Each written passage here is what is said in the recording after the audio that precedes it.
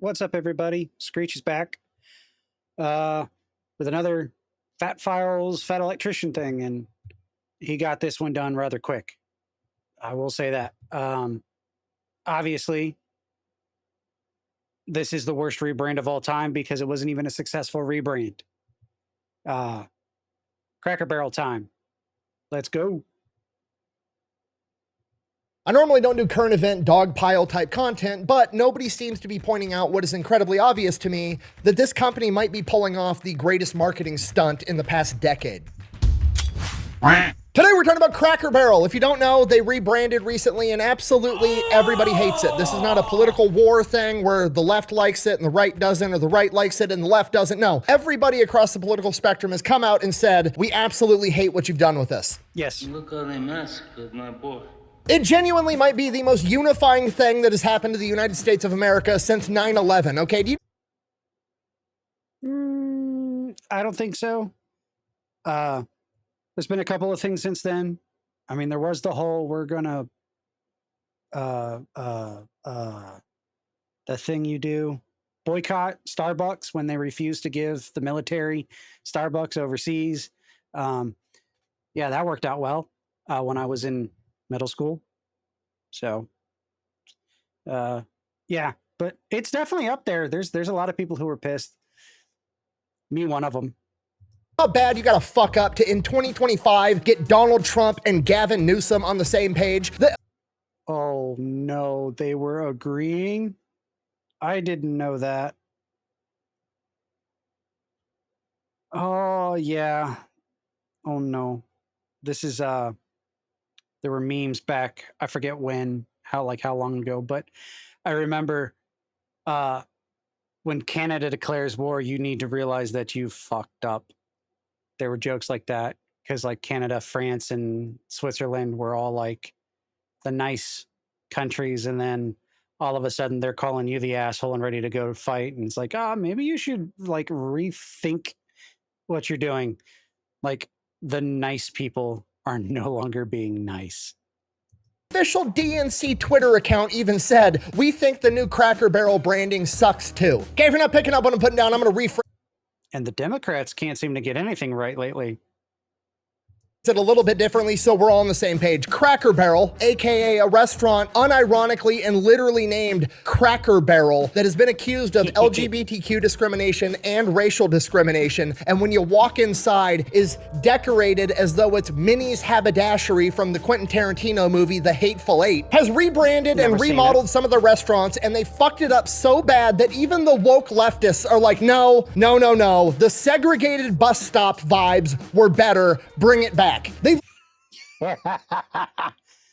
I mean, what he just showed there wasn't like too terrible in my opinion for like a cleansing of the place, but not what I would have gone. I would have like at least kept it brown, but like maybe cleaned up all the walls, but I'd have still kept it wooden brown. Really done such a bad job that it almost feels like it's intentional, and I think it might be, and we're going to get into it right after a word from our sponsor. This video's AKA for him, everything is a psyop. So I'd love to see how this is actually going to play out. brought to you by Supremacy World War III. It is a free online PvP strategy-based game where you get to act out a military in modern day. You can pick a country, or you can play the US battleground, and you can pick your favorite state, which is my favorite way to play, and obviously I'm gonna pick Iowa every single time. I like to mix it up by attacking a different state every time. Sometimes I like to attack cold California, Minnesota. Sometimes I like to attack Nebraska and show them whose corn is better, but this time I'm probably gonna go ahead and attack Wisconsin because let's face it, they don't stand a chance unless it's a drinking competition. One, we're not babies. And two, we're not that drunk. But it gets better because right now for Season 18, they have the Cataclysmic Mutation, which, you know, the only thing that can make World War III more entertaining is the introduction of zombies. So if you want to give it a try, it's free on both PC and mobile, and when you use my link and discount code down below, you're going to unlock an elite bomber that appears to be based off the B1, the bone. See what they did there? B1, bone, get it? Anyways, go ahead and check out the game. Let's get back to the video. All right, Cracker Barrel, we're going to start off. I actually might check out that game. I'm looking for new games to play. history, how the company came to be. Why? Because you got to understand where the company comes from to understand where it's going or where it should be going, right? Makes sense. So Cracker Barrel was started by a guy by the name of Dan Evans. Dan Evans was a Marine that joined after World War II, went, fought in Korea, came back home, worked a couple of different jobs, and then went to work in his family's oil company, going to gas stations, basically being a salesman for gas to small gas stations. Now, during the same time period, in the couple of decades after World War II, America was building and finishing its interstate highway system. Basically, America saw Germany's Autobahn in World War II and was like, oh, that's a good idea. We're going to win this war and then steal that idea, which is exactly what we did. Now, the problem at the time, or at least for Rob Evans, was this meant that people were going to be using these massive interstates to just cut right through the land, and they weren't going to be taking all the small highways that everybody used before, and this put a lot of smaller gas stations out of business. Rather than just slowly decline and go out of business and fade into nothing, Rob Evans said, okay, we've got this new thing. It's kind of cool. Massive highway, goes really fast. People are traveling further, faster. That's great, but it does have some shortcomings. These massive interstates don't cut right through the middle of towns like these highways did. And people that are traveling for hours on end are still going to need gas. They're still going to need food. And a lot of them are still probably going to want to pick up knickknacks and souvenirs to say, hey, I was in this place, like a shot glass or a magnet or whatever the fuck. Okay, so basically he already saw the writing on the wall with rest stops and stuff like that. And it's like, I'm just going to pick this up here and I'm going to move over here, and that's that. Not that, please. Here you go, sport. So that's what he built. He built the first Cracker Barrel. It was a gas station slash restaurant slash souvenir store, and he slapped it right on the interstate in Lebanon, Tennessee in 1969. And I did not know Cracker Barrel used to sell gas at all. They still sell knickknacks. nobody's surprised it was outrageously popular. It was the one-stop shop concept. You're driving down the road for 6 hours straight. You've got 4 more hours to go. Oh, look, there's one spot I can stop. I can get gas, dinner, and a souvenir. Perfect. Then I'm going to get back on the road. The entire concept kind of felt like a general store back in the Old West. Like, it doesn't matter what you're looking for. You have to go to the only store in town to get it. And if they don't have it, they'll order it. So that's what he kind of themed it after. He themed it after an old Western general store. And because of that, he decided to name it Cracker Barrel, because back in the Old West, the general stores had barrels that were full of crackers. Is that true?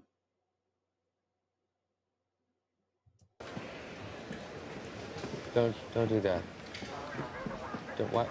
Why are you winking at me? From here, the business grew like wildfire, but the interstates were becoming, more and more of a thing. Gas stations were popping up. People were copying the same strategy. So he's like, gas isn't really making us that much money. We're going to drop the gas portion and we're just going to be a restaurant with this souvenir shop in it, but we're still going to be right on the interstate. And that is how we arrived at the Cracker Barrel that we all know today. It is a Western general store themed restaurant that serves Southern food and has a gift shop up front that is actually secretly evil, but genius at the same time. That little knickknack shop up front is responsible.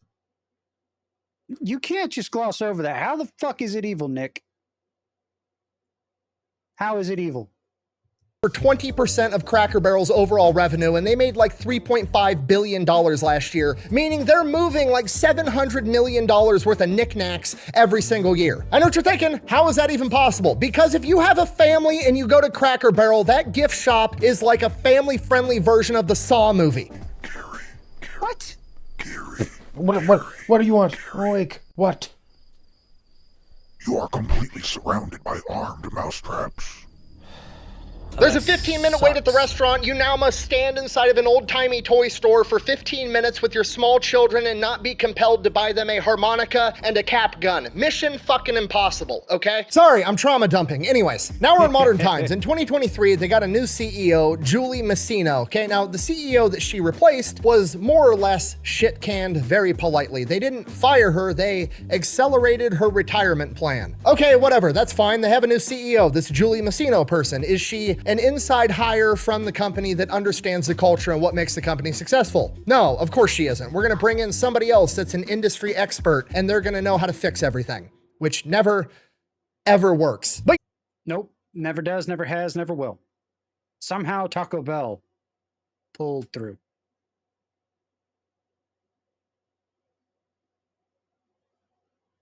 That might be why they're the fast food kings. you know what? Maybe she's the exception. Okay, what's her background? Oh, she was the head of marketing at Starbucks. Okay. Other than the fiasco I mentioned earlier, that's actually going good for her. Not looking great, okay? You know, I stand corrected, but he knows more than I do. Like, Starbucks is really successful still to this day, so I'm curious as to what the problem is here. company doesn't need marketing? Starbucks. Have you ever seen a Starbucks commercial? Yeah, me neither. You ever seen a Starbucks ad? No, not really. Starbucks' business model is they're fucking everywhere, and do you want caffeine or not? The end. Being in charge of the head of marketing at Starbucks is like being in charge of selling ass candles to dogs. You can't fuck that job up. On top of that, Starbucks isn't even really trying to sell coffee. They're trying to sell gift cards so they can continue being the world's biggest unregulated bank, which I did an entire video on. We're not going to get into it. After that, It's a good video. You should go watch it. I will not cover it because I've already seen it like 4 times. she was the president of Taco Bell, okay? Yes, 4 times. I tend to rewatch Nick's videos a lot because there's a lot of information and he tells it well. Sounds like it could be pretty good, but I promise you it's not. Okay, Taco Bell is owned by Yum Brands, and Yum Brands is a conglomerate that owns KFC, Taco Bell, and Pizza Hut, and that conglomerate is owned by Pepsi. Why does Pepsi own fast food restaurants? Well, because in the 1970s and the 1980s, when Pepsi was trying to become a major household name, they could not compete with Coke because every restaurant in America had Coke machines and nobody wanted fucking Pepsi. So Pepsi went and bought 3 major food chains to force them to have Pepsi inside of the restaurant so they could force feed it to people and convince them that Pepsi was better. Pepsi literally said, we have no reputation and no customer base. We're going to buy 3 entities that have a massive following, and we're going to use that to force feed our product into people. Put it in your mouth and just eat it. God, I hate it. I don't care whether you hate it. You said you do it. Which means ultimately at the end of the day, all they care about is the restaurants breaking even, maybe. They don't give a shit if the restaurants do good. They just want to sell more Pepsi. If so, I believe he also covers this in another video that he did as well, hence why he knows it in so much detail, not from this video. Because I did hear about this through another video. I'm not sure if he covered it specifically, or if it's a shoot off of the Taco Bell one, or if it's a shoot off of the Coca-Cola one. all of her experience at being an industry expert is by working at a company that's fucking up to something other than selling good food to people, right? Starbucks is trying to be an unregulated bank, and Yum Brands is trying to force feed people Pepsi. There's an ulterior motive. They don't really care how the company does. But Cracker Barrel doesn't have that. The only thing they're up to is strong-arming me into buying a harmonica for my 4-year-old so that I slowly go insane. So she comes in 2003 and is like, you know what we need to do to fix everything with this company that's been functioning just fine for the past fucking 50 years? We should absolutely change everything. We'll do exactly the same thing we did with Taco Bell. We'll take a logo that's awesome and retro and cool, and then we'll make a minimalist version with less colors that everybody fucking hates. Because every time somebody looks at a logo of a multi-billion-dollar company, they want to look at it and say to themselves in the back of their head, I wonder how much the graphic designer got paid because I could have done that shit on Microsoft Paint. And then we'll go inside to the restaurants, we'll strip all the cool shit off the walls, we'll paint everything white like it's a rental property, and then put half of the cool shit back up with little plaques that tell you what it is so it looks like a museum exhibit. You know, the same exact thing that we did to Taco Bell. Look what they did to my childhood. Taco Bell. I mean, to be fair, McDonald's has done this, but I don't know if she's part of that. Burger King has kind of done this. But yeah, Taco Bell is like the most egregious of all them. Oh, wow, that one actually has a corner seat. That's a good Taco Bell. Like, you don't find those that often. Used to be beautiful inside and out. It was absolutely fantastic. And now look at it. It's just a giant square blob of minimalist millennial gray bullshit. Modern Taco Bells look like they got designed by a middle-aged white woman wearing Ugg boots who got all of her ideas off of Pinterest. I'm legitimately surprised they haven't changed their slogan from think outside the bun to something stupid like live, laugh, love. Oh wait, fuck, they did that in 2012 because when you go to Taco Bell, you're supposed to live Moss now. I hate it. Oh, I hate it. I don't even know what that means. No one knows what it means. What I love about Nick is he gets so into everything he does. And like, you can tell how annoyed he is and everything. Like, when he's really pissed about something, he will start to smile uncontrollably. At least that's how I see it. And then you know it's about to get good. Like, I love it. It's provocative. No, it's not. It gets the people going. So, is Cracker Barrel gonna go downhill? Almost certainly. As soon as they announced this remodel and their rebranding, they lost 12% of their market share. $94 million just fucking erased from existence. And so far, the only response that Cracker Barrel has given out to enormous public backlash is to send the CEO onto the news to talk to Michael Strahan, an ex-NFL player that retired when I was in like 8th grade, but somehow still looks way younger than me. And she goes up there and has the balls or the ovaries, whatever, to look everybody in the face and gaslight us and be like, actually, people love the new design, despite the fact that nobody does. Honestly, the feedback's been overwhelmingly positive that people like what we're doing. I'll give you another soundbite. Yeah, show me the fucking proof.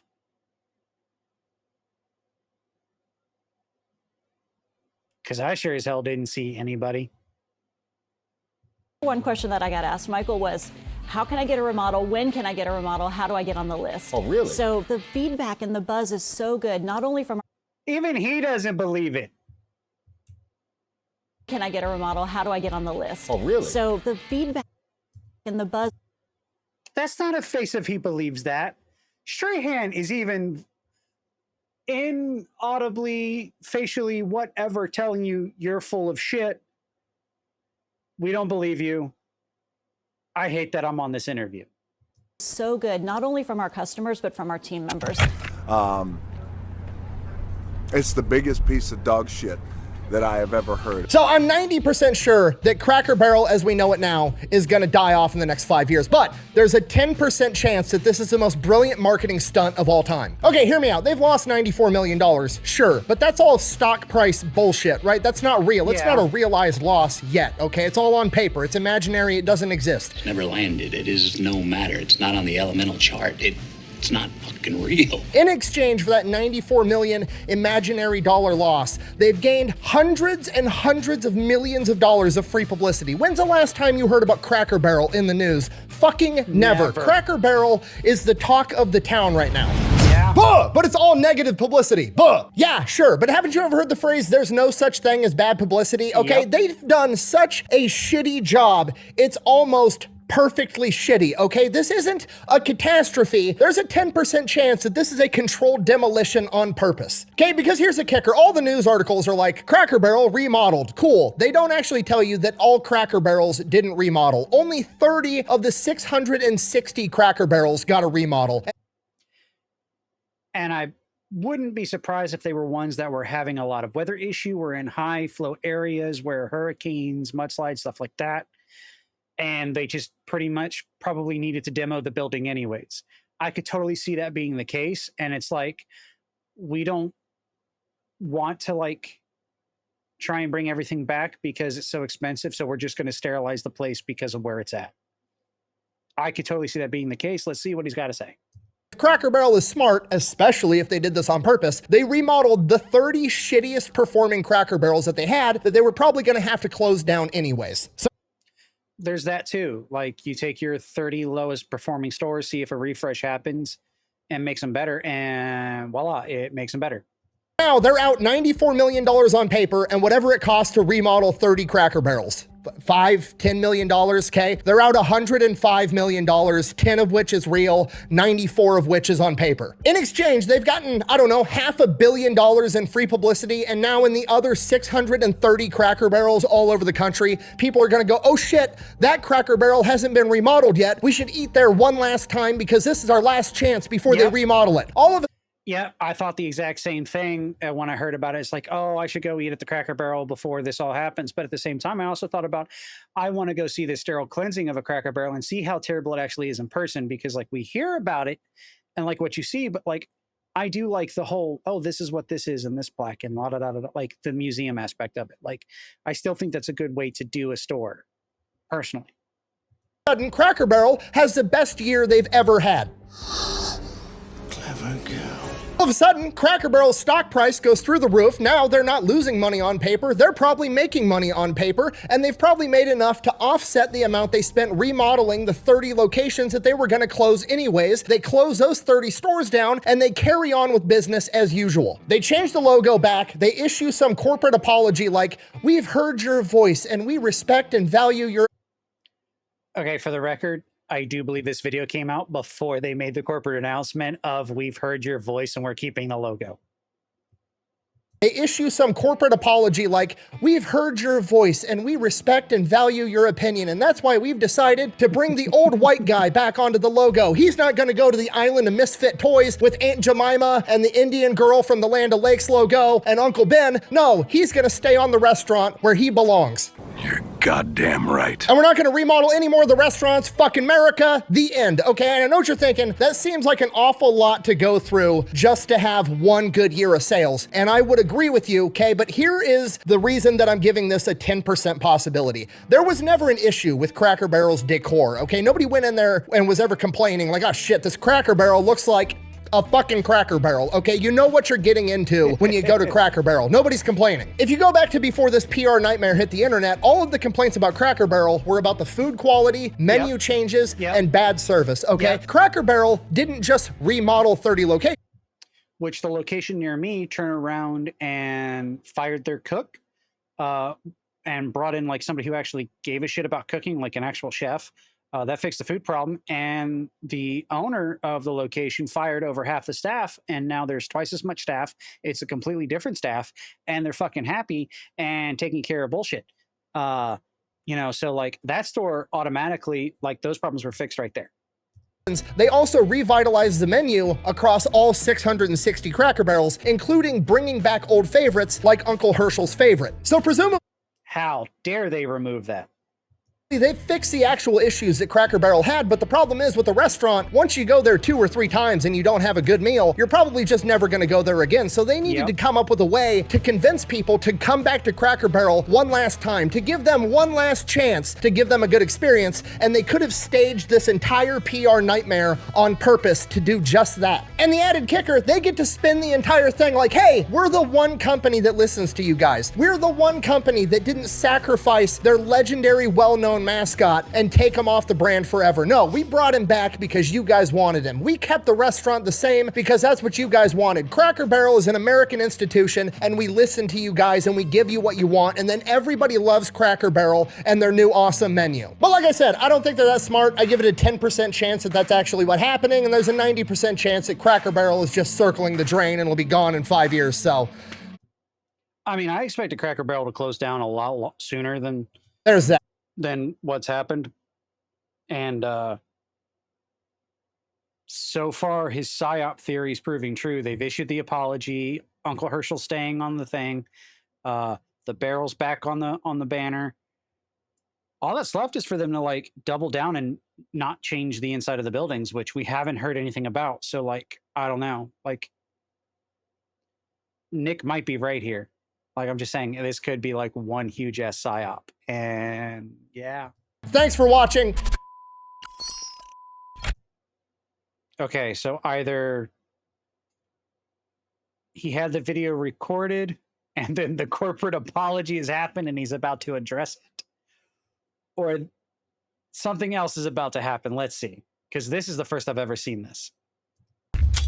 All right, emergency update. Never really had to do this before, and like I said, that's probably because I don't like covering emerging trendy topics, but I guess here we are. Everything you've seen up until this point was filmed on the 24th, and it is now the 26th at approximately 7 o'clock Central Time, and I've just been informed via Twitter or X, whatever the fuck you want to call it, that Cracker Barrel has issued their corporate apology, and they're going to be keeping their original logo. Because of this, I will now be updating my prediction. There is no longer a 10% chance that this is an intentional marketing ploy. There is now a 50-50 chance that this is intentional. They're doing it on purpose, and if they are, it's absolutely genius, and if they're not, it's the worst idea I've ever seen in my entire life. Anyways, thanks for watching. Best way to support the channel is go buy some merch over at thefatelectrician.com. Quack bang out. I think 50-50 is a little extravagant, but I would say I'm at 25%. If I'm right about this, I will, for the rest of my life, claim that somebody at Cracker Barrel headquarters saw my video, stole my idea, and saved the company forever. Probably not the truth, but that's what I'm going to roll with. I would too. I totally would too. His music's awesome. Oh, and don't forget to go check out World War III Supremacy. Use my link and code down below to unlock all the free stuff. Thanks for watching. I totally forgot about that. But yeah, I'm now at a 25% that this is a PSYOP. And yeah, let's see how well it goes. I will catch y'all in the next one. Hope y'all enjoyed. Like, comment, subscribe. Bye-bye.